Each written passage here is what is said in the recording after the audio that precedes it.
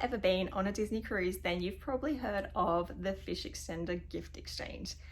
But then also, if you're here right now, there's a chance that maybe you're going on your very first Disney cruise, just like I am, and you're wondering how to make your own fish extender. And that's exactly what I'm about to do in a simple no-sew fish extender hack. So because I didn't want to sew my own, I can sew. I'm not the best at sewing, and I also am just a bit time poor because we're getting close to the end of the year.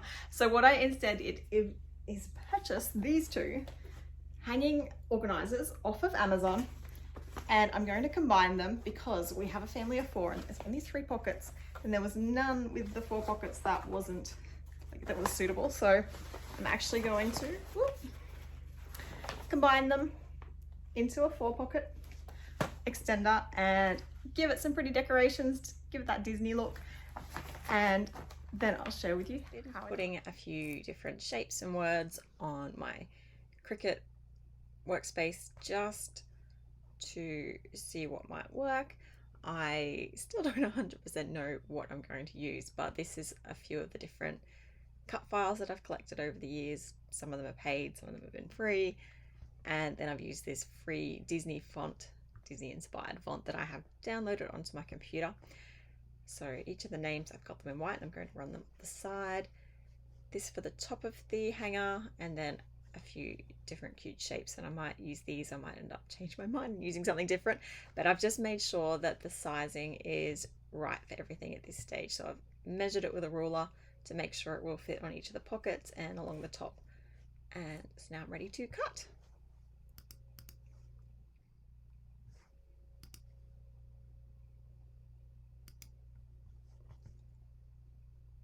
And because there is actual writing in there, I've had to make sure that I have mirrored this, since we are using heat transfer vinyl and don't want my words to be all back to front.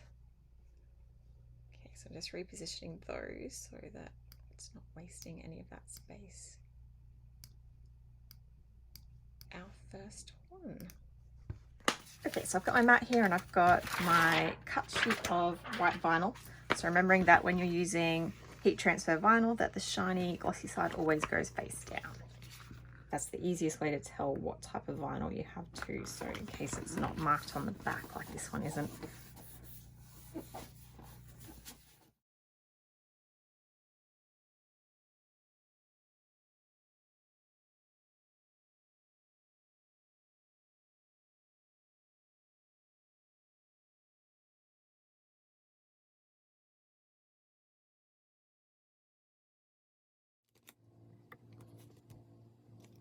So I have cut all of my files out on different coloured vinyls, and I'm just going to lay them down to make sure I like where they're positioned.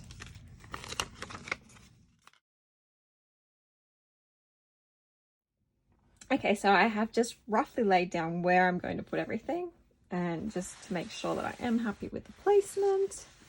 And now I can start to apply them with my heat press. So this particular area is okay because it's just canvas. So I need to be extra careful because these pockets are all lined with plastic.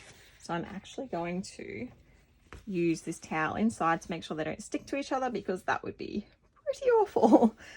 But otherwise, just light heat and hopefully it all works out just fine.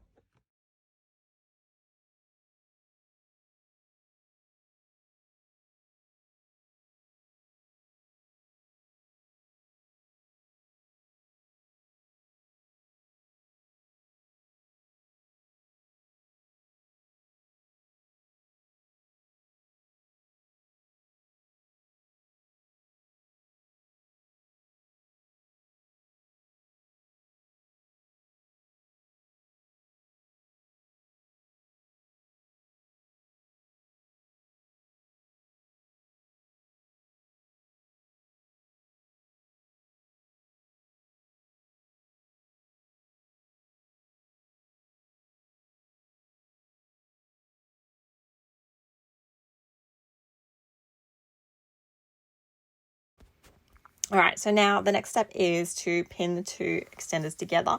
So I grabbed these sewing style safety pins.